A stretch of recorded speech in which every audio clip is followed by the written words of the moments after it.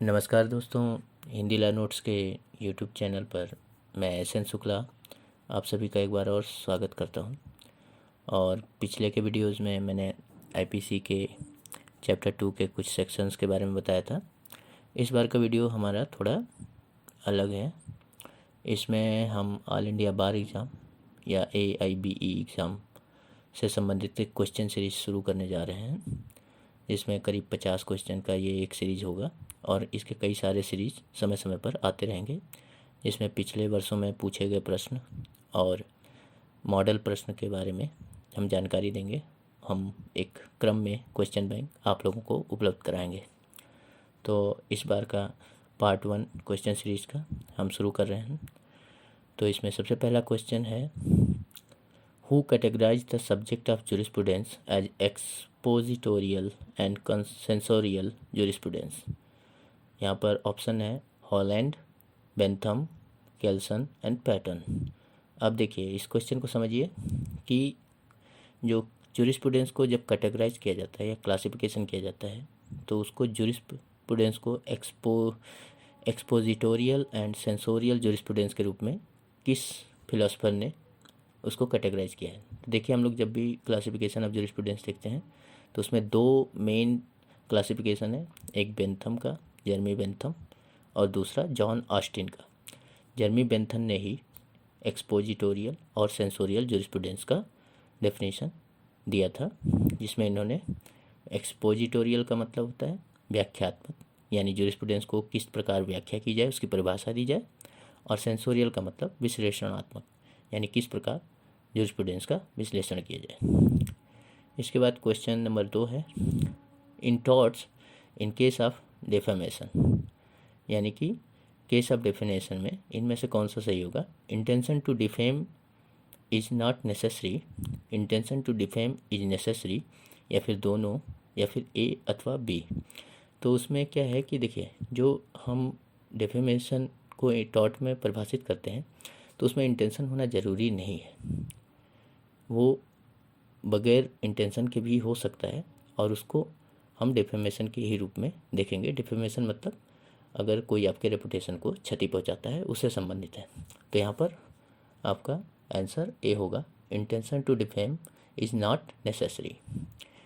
इसके बाद question number 3 है, क्वेश्चन नंबर 3 है, who describe jurisprudence as lawyers extraversion.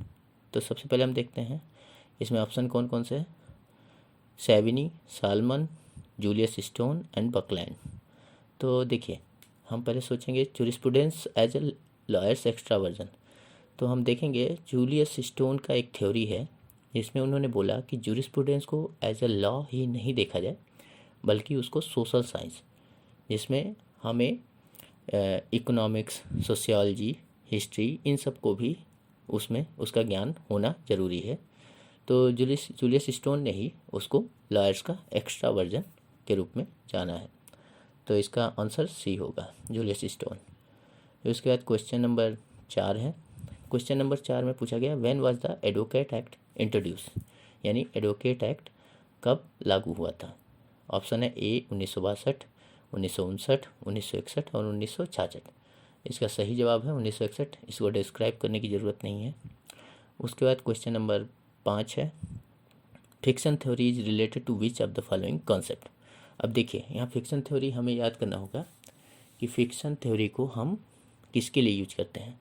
तो याद कीजिए, कॉर्पोरेट अथॉरिटी को जब हम जुडिशियल या लीगल पर्सनालिटी के रूप में देखते हैं तो वहाँ पर फिक्शन थ्योरी का प्रयोग किया जाता है। तो यहाँ पर ऑप्शन कौन कौन से हैं, ऑनरशिप, लायबिलिटी, जस्टिस और लीगल पर्सनालिटी। तो लीगल पर्सनालिटी ही फिक्शन थ्योरी से रिलेटेड है। ऑप्शन आपका होगा डी सही। उसके बाद क्वेश्चन नंबर 6 पर आते हैं, Bar Council of India consist of following as ex officio member. Ex officio member में कौन कौन से लोग बार काउंसिल के अंतर्गत आते हैं, बार काउंसिल ऑफ इंडिया के अंतर्गत। तो इसमें हम सब जानते हैं अटॉर्नी जनरल ऑफ इंडिया और सॉलिसिटर जनरल ऑफ इंडिया, ये दोनों एक्स ऑफिशियो मेंबर के रूप में बार काउंसिल ऑफ इंडिया के जाने जाते हैं। तो इसका आंसर सी बोथ होगा। फिर क्वेश्चन नंबर 7 है, क्वेश्चन नंबर 7 में है, the consumer protection act was enacted, यानी कंज्यूमर प्रोटेक्शन एक्ट कब लागू हुआ। तो हम सब जानते हैं कंज्यूमर प्रोटेक्शन एक्ट 1986, तो उसका लागू यानी इनेक्ट होने का ईयर भी 1986 होगा। आंसर होगा बी। इसके बाद question number 8, Indian Bar Committee was constituted first time under the chairmanship of Sir Edward Chamier in the year, यानी इंडियन बार कमेटी का पहली बार कंस्टिट्यूट कब किया गया था, जब सर एडमंड सैमियर के चेयरमैनशिप में। तो इसका आंसर है 1923 में। उसके बाद क्वेश्चन नंबर 9, क्वेश्चन नंबर 9 में है appeal against the award of claims tribunal under the MB act 1988 can be made under. तो यहाँ पूछा गया है कि जब अवार्ड ऑफ क्लेम को आप फिर से अपील कब किस सेक्शन के तहत कर सकते हैं। इसमें आंसर है सेक्शन 171, 172, 173, 174। तो इसमें सही आंसर है सेक्शन 173। हम जानते हैं सेक्शन 173 में दिया गया है कि अवार्ड ऑफ क्लेम ट्रिब्यूनल को आप अपील कर सकते हैं 90 दिनों के अंदर। ये उसमें दिया हुआ है, 90 दिनों के अंदर आप उसको अपील कर सकते हैं। तो इसका आंसर होगा 173। इसके बाद क्वेश्चन नंबर 10 है power of disciplinary committee under the advocate act is provided under, यानी किस सेक्शन के अंतर्गत पावर ऑफ डिसिप्लिनरी कमेटी का बारे में एडवोकेट एक्ट के अंतर्गत बताया गया है। तो हम सब जानते हैं सेक्शन 42 में ये चीज़ डिफाइन किया गया है कि जो डिसिप्लिनरी कमेटी को जो पावर है वो उसी तरह से है जैसे किसी कोर्ट को सीपीसी यानी सिविल प्रोसीजर कोड के अंतर्गत पावर दिए गए हैं। तो ये सेक्शन 42 में उसके बारे में डिफाइन किया गया। तो इसका आंसर सेक्शन 42 होगा। उसके बाद हम आते हैं क्वेश्चन नंबर 11। क्वेश्चन नंबर 11 में है the amendment in MB act 1994 the compensation in case of death of person is, यानी कि जो धनराशि कंपनसेशन की होती है वो एमबी एक्ट के अंतर्गत कितनी होती है अगर कोई व्यक्ति का डेथ हो जाता है। तो वो धनराशि है हम सभी जानते हैं 50,000 रुपये। तो इसका आंसर होगा बी 50,000। उसके बाद question number 12 under the vicarious liability is, यानी विसेरियस लायबिलिटी जो बताया जाता है उसके अंतर्गत लायबिलिटी किस प्रकार की होती है। ऑप्शन है जॉइंट, सेवरल, बोथ और फिर दोनों में से कोई एक, जो फैक्ट और सर्कमस्टांसेस के आधार पर डिपेंड करेगा। पर यहाँ पर हम देखेंगे विसेरियस लायबिलिटी में क्या होता है, जैसे हम लोग मास्टर एंड सर्वेंट रिलेशनशिप भी पढ़ते हैं विसेरियस लायबिलिटी में। तो ये जॉइंट भी हो सकता है, सेवरल भी हो सकता है, इसलिए इसका आंसर होगा सी बोथ। फिर क्वेश्चन नंबर 13 है। क्वेश्चन नंबर 13 है the Indian council of arbitration was established in, यानी कि भारतीय जो काउंसिल है आर्बिट्रेशन का वो कब स्थापित किया गया। इसका आंसर है 1996। इसमें कुछ डिफाइन करने की तो आवश्यकता है नहीं। फिर क्वेश्चन नंबर 14 पे आएंगे लेक्स आर्बिट्री मीन्स। देखिए यहाँ पर हम याद करेंगे तो आर्बिट्री में दो मैक्सिम है, लेक्स फॉरी और लेक्स आर्बिट्री। लेक्स फॉरी का मतलब होता है लॉ ऑफ कोर्ट, मतलब वो कोर्ट जहाँ पर प्रोसीडिंग हो रही हो, और लेक्स आर्बिट्री का मतलब होता है law of place where arbitri take places. तो लेक्स आर्बिट्री मतलब लॉ ऑफ प्लेसेस। तो यहाँ पर क्या हम बताने की कोशिश करेंगे, अगर इसका आंसर देखेंगे तो arbitral tribunal sitting in India can apply the by in the Singapore. ठीक है, क्योंकि यहाँ पर प्लेसेस का डिफाइन किया गया है लेक्स आर्बिट्री में। तो इसका आंसर होगा ए। फिर उसके बाद क्वेश्चन नंबर 15 पे आते हैं। क्वेश्चन नंबर 15 में है a child born of void and voidable marriage under Hindu law is, यानी अगर कोई बच्चा वाइड और वाइडेबल मैरिज से पैदा होता है तो किस तरह का बच्चा माना जाएगा। लेजिटिमेट, इलेजिटिमेट, इलीगल और नन ऑफ दिस। लेजिटिमेट मतलब स्वीकार्य है, इलेजिटिमेट अस्वीकार्य है, इलीगल मतलब अवैधानिक है। तो यहाँ पर हम देखेंगे अमेंडमेंट जब हुआ है हिंदू लॉ में तो इसको लेजिटिमेट या स्वीकार मान लिया गया है, और इस पर कई सारे केसेस भी हुए हैं। नारायण दत्त तिवारी का भी केस आप देखेंगे तो उसको लेजिटिमेट के ही अंतर्गत मान किया गया था। फिर उसके बाद देखिए आंसर इसका लेजिटिमेट है। Question number 16। क्वेश्चन नंबर 16 में है in India the arbitration and conciliation act was enacted, यानी आर्बिट्रेशन एंड कॉन्सिलेशन एक्ट कब लागू हुआ। तो इसका आंसर सिंपल सा है 1996 या 1996। फिर क्वेश्चन नंबर 17 है section 10 sub section 1 of the arbitration and conciliation act talks about, यानी जो सेक्शन 10 का सब सेक्शन 1 है आर्बिट्रेशन एक्ट का, वो क्या बताता है।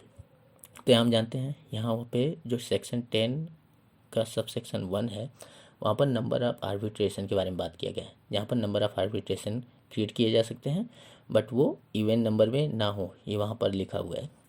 तो उसके द्वारा ये हम इसका आंसर क्या होगा, नंबर ऑफ़ आर्बिट्रेशन।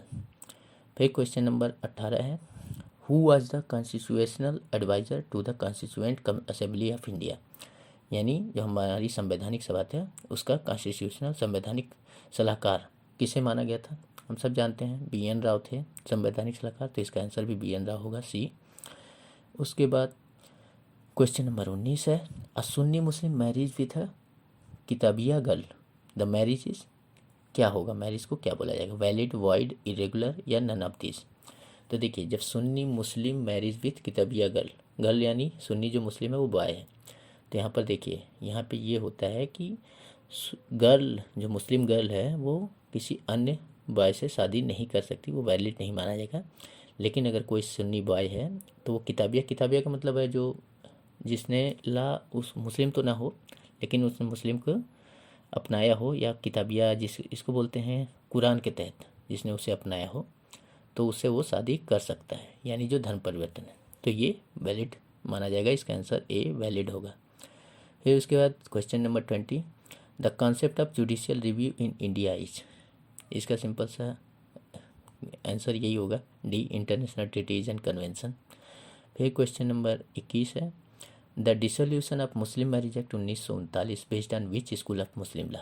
देखिए यहाँ पे 4 मुस्लिम लॉ स्कूल हैं, हनाफी, साफ़ी, मलिकी और जैदी। तो हम सब जानते हैं 2 main school of Muslim law हैं, हनाफी और मलिकी। हनाफी में बोला जाता है कि अगर 7 साल या उससे ज़्यादा का व्यक्ति गायब रहता है तो डिसोल्यूशन माना जा सकता है। इसमें dissolution of Muslim marriage act, जो डिसोल्यूशन ऑफ मुस्लिम मैरिज की बात की गई है वो महिला के अधिकार के क्षेत्र में है, तो यहाँ पर हम लोग मलिकी को फॉलो करते हैं, क्योंकि मलिकी के तहत 4 साल तक अगर पति से संबंध ना हो तो उसको डिसोल्यूशन माना जाएगा, या 2 साल तक अगर उसने रिस्पॉन्सिबिलिटी अपनी नहीं अपनाई हो तो उसे डिसोल्यूशन के रूप में ग्रहण किया जा सकता है महिला के द्वारा। तो इसका आंसर होगा Maliki school of Muslim law. फिर क्वेश्चन नंबर 22 है, protection of environment is a, यानी पर्यावरण का जो बचाव है वो किसके अंतर्गत आएगा, डायरेक्टिव प्रिंसिपल और फंडामेंटल ड्यूटीज़, या फिर कॉन्स्टिट्यूशनल ड्यूटीज़, या बोथ डायरेक्टिव और फंडामेंटल। तो यहाँ पर देखिए डायरेक्टिव प्रिंसिपल के तहत भी होगा और फंडामेंटल ड्यूटी भी होगा, तो यहाँ पर इसका आंसर होगा डी, बोथ बी एंड सी।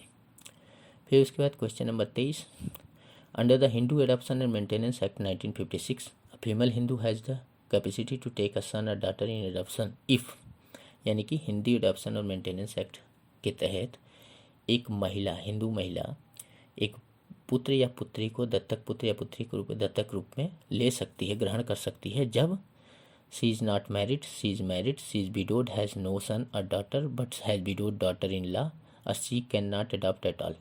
यानी पहला ऑप्शन है वो मैरिड ना हो, दूसरा वो मैरिड हो, तीसरा वो विडोड हो यानी कि विधवा हो, और न तो उसके पुत्र हो न पुत्री लेकिन उसको एक बहू हो। तो यहाँ पर हम देखेंगे वो जो सेक्शन में बताया गया है कि अगर मैरिड है तो पति का अधिकार और पति का जो सलाह लेना आवश्यक है, तो बी ऑप्शन नहीं होगा। सी कि अगर उसके कोई बच्चे हैं तो यहाँ पर जो विडोड डॉटर इन लॉ है वो भी बच्चे के रूप में होगी, तो सी भी नहीं मान्य होगा। तो इसलिए ए, अगर वो मैरिड नहीं है तो वो ऊपर जो क्वेश्चन नंबर 23 के अनुसार अडॉप्ट कर सकती है, तो इसका आंसर ए होगा। इसके बाद question number 24, the item education belong to the, यहाँ पर लिस्ट की बात की गई, union list, state list, concurrence list और रेजिडुअरी सब्जेक्ट। तो हम सब जानते हैं एजुकेशन कंकरेंस लिस्ट में आती है, समवर्ती सूची में, और इसी के अंतर्गत एजुकेशन को माना जाता है, जिसमें केंद्र और राज्य दोनों का अधिकार क्षेत्र है, तो इसका आंसर होगा कंकरेंस लिस्ट। इसके बाद question number 25, while interpreting the phrase equality before law contained in the Article 14 of the Constitution, the Supreme Court constantly maintained that the equality means, यानी इक्वालिटी बिफोर लॉ जो article 14 में दिया गया है उसको supreme court किस तरह से उसको डिफाइन करता है, तो यहाँ पर इसका आंसर होगा among equal the law, among equals यानी इक्वल्स के बीच में, the law should be equal and should be equally administrate, यानी जो कानून है वो बराबर होना चाहिए और बराबरी के आधार पर अधिग्रहित होना चाहिए। उसके बाद क्वेश्चन नंबर 26 है, the number of fundamental rights available in constitution of India, यानी फंडामेंटल राइट्स की संख्या कितनी है। तो हम सब जानते हैं पहले 7 होती थी, बाद में जो राइट्स ऑफ प्रॉपर्टी वो हटा दी गई, तो अभी 6 बचे हैं, जिनमें पहला है राइट टू इक्वालिटी आर्टिकल 14 से 18, राइट टू फ्रीडम आर्टिकल 19 से 22, राइट अगेंस्ट एक्सप्लॉइटेशन यानी शोषण के अधिकार विरुद्ध अधिकार, ये 23 आर्टिकल 23-24 में आएगा, और राइट फ्रीडम ऑफ रिलीजन ये 25 से 28 में आएगा, और कल्चरल एंड एजुकेशनल राइट ये 29-30 आर्टिकल में आएगा, और कॉन्स्टिट्यूशनल रेमेडीज़ ये 32 से 35 में आएगा। तो कितने हैं फंडामेंटल राइट्स की संख्या? 6 हैं। इसका आंसर होगा 6। इसके बाद question number 27, which of the fundamental right was described by doctor B R. Ambedkar as heart and soul of the constitution. तो मेनली आर्टिकल 32 को बी.आर. अम्बेडकर ने heart and soul of the constitution कहा गया था। तो आर्टिकल 32 to 35 क्या है? राइट टू कॉन्स्टिट्यूशनल रेमेडीज, तो इसका आंसर सी होगा। इसके बाद question number 28, maxim delegates non potest delegare means, यानी डेलीगेट्स नॉन पोटेस्ट डेलीगेयर का मतलब क्या होता है। तो यहाँ पर है, a delegate can further delegate, a delegate can not further delegate, a delegate must protest delegation objectively, none of the above. तो यहाँ पर इसका आंसर होगा B, a delegate can not further delegate, यानी कि अगर किसी को डेलीगेट किया गया है कोई पावर, तो वो किसी अन्य को वो पावर डेलीगेट नहीं कर सकता है। उसके बाद क्वेश्चन नंबर 29 है, what is the period of appointment of CAG of India. ये कॉन्स्टिट्यूशन ऑफ इंडिया में यानी हमारे संविधान में सीएजी के अपॉइंटमेंट का जो पीरियड है वो क्या होगा। तो हम सब जानते हैं ज़्यादातर पीरियड यही है कि 6 साल या फिर 65 साल की एज, जो भी पहले हो, रिटायरमेंट का एज सीएजी का यही माना जाएगा। तो इसका आंसर सी होगा। फिर क्वेश्चन नंबर 29 हो गया, अब 30 पे आएंगे। Consumer protection act 1986 is predominantly based on UN general assembly resolution with due negotiation in the. देखिए यहाँ पर कई सारे ऑप्शन हैं, और ये चूँकि क्वेश्चन पूछा गया था एक ऑल इंडिया बार एग्ज़ाम में, बट इसका answer none of the above होगा। उसके बाद क्वेश्चन 31 है, which of the following writs is bulwark of personal freedom. देखिए बलवार्क हम जानते हैं, बलवार्क ऑफ पर्सनल फ्रीडम यानी होती है कि जो हमारी स्वतंत्रता है, हमारी अपनी स्वतंत्रता है, उसका 4 दीवारी। तो हम सब जानते हैं जो हेबियस कॉर्पस होता है यानी बंदी प्रत्यक्षीकरण, यही एक ऐसा रिट है जिसके अनुसार हम अपने जो 4 दीवारी के अंदर हमारी पर्सनल फ्रीडम है उसको घोषित कर सकते हैं। तो इसका आंसर होगा सी, हेबियस कॉर्पस। उसके बाद question number 32, which of the following is irrelevant fact under evidence act 1872। तो इसका ऑप्शन है fact regarding motive, fact regarding statement without related conduct, fact regarding statement clubbed with conduct, and fact which make other relevant fact as highly probable. तो इसका answer D होगा, क्योंकि जो irrelevant है वो यही माना जाएगा क्योंकि फैक्ट जो अदर रिलेवेंट फैक्ट को ज़्यादा प्रोबेबल माने। फिर उसके बाद question number 33, supremacy of law, equality before law and predominance of legal spirit are the basic principle of doctrine of. अब देखिए यहाँ पर हम बात किसकी कर रहे हैं, डॉक्ट्राइन ऑफ। कौन सी डॉक्ट्राइन है जो supremacy of law, equality before law and predominance of legal spirit का बेसिक प्रिंसिपल डिफाइन करता है। तो यहाँ हम आपको बताना चाहेंगे जो अल्बर्ट पेन डेसी का rule, doctrine of rule of law, जिसमें उन्होंने क्या बोला था कि गॉड और लॉ ये सुपरमेसी है, ये गॉड, ये मतलब किंग से भी ऊपर होते हैं। इसके बारे में doctrine of rule of law में इन्होंने अल्बर्ट ने बताया था। तो इसलिए यहाँ पर इसका आंसर भी सी होगा, doctrine of rule of law. फिर उसके बाद question number 34, test of competency of witness is, यानी विटनेस का जो कॉम्पिटेंसी है, टेस्ट कॉम्पिटेंसी है, वो किसके आधार पर माना जाएगा। तो यहाँ पर देखिए कई हैं, हर बीइंग इंटेलिजेंट, उसका इंटेलिजेंट होना नहीं, मस्ट बी मेजर, उसका एडल्ट यानी मेजर का मतलब है कि युवा होना, ये युवा कहेंगे प्राउड होना नहीं ज़रूरी है। Understanding the nature of question, यानी वो अंडरस्टैंड करे क्वेश्चन को, नहीं ये भी ज़रूरी नहीं है। ज़रूरी क्या है, capable of understanding the nature of question and giving rational answer, यानी कि क्वेश्चन के जो अंडरस्टैंडिंग है उसको भी समझे और साथ ही साथ उससे जुड़े हुए जवाब दे। तो ये होता है test of competency of witness. इसके देखिए इसका आंसर डी है। फिर उसके बाद क्वेश्चन नंबर 35 है, rule of law is the antithesis of arbitrariness in the all civilized society. It has come to as regarded as mark of free society. It seeks a maintenance of balance between the opposite notion of individual liberty and public order. This was opined by whom in the famous habeas corpus case. देखिए ये famous habeas corpus case है और इसके बारे में हर जगह बताया जाता है, जिसमें आर्टिकल 21 को डिफाइन करने का प्रयास भी किया गया है। ये केस है किसने ये लाइन बोली थी, तो हम सब जानते हैं ये केस है आपका 1976 का, जब इमरजेंसी लागू होने के इमरजेंसी के एक साल बाद ये केस लागू किए गए थे, जिसमें आर्टिकल 21 का उल्लंघन हुआ था। और इस केस में 4 और 1 के अनुपात में विरोधाभास था और इसमें केवल विरोधाभास के तहत ये लाइन बोली गई थी, जो बोला था जस्टिस HR खन्ना ने। बाकी जो 3 जस्टिस थे, justice Ray AN Ray, justice YV Chandrachud और जस्टिस भगवती, इन तीनों के मत एक थे और खन्ना जी के मत अलग थे। जो ऊपर लाइन दी गई है ये उन्होंने दिया था, तो इसका आंसर होगा ए जस्टिस HR खन्ना।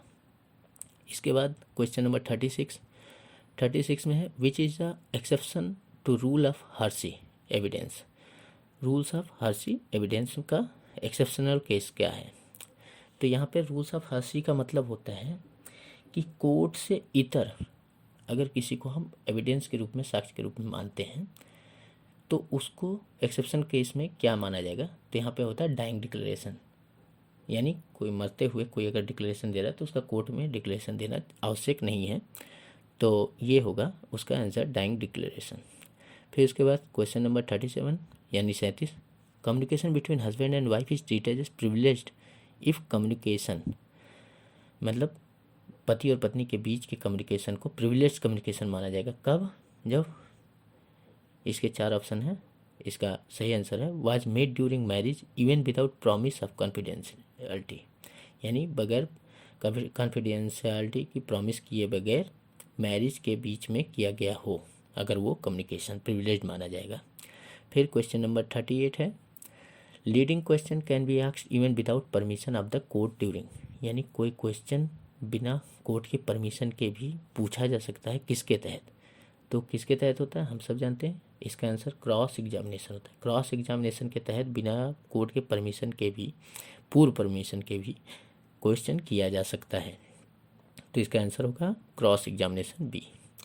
फिर क्वेश्चन नंबर 39 है, the term minimum wages has been described in, ये तो हम सब जानते हैं मिनिमम वेजेस कहाँ पर डिस्क्राइब्ड है, मिनिमम वेजेस एक्ट में, तो इसका आंसर क्या हो गया सी, द मिनिमम वेजेस एक्ट।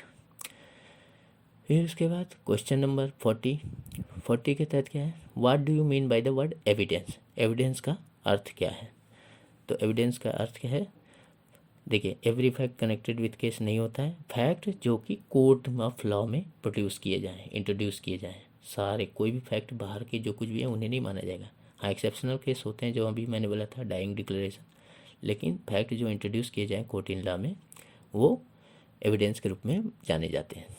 फिर उसके बाद question number 41, the minimum wages act कब इनेक्ट हुआ, कब लागू हुआ, 1948 में।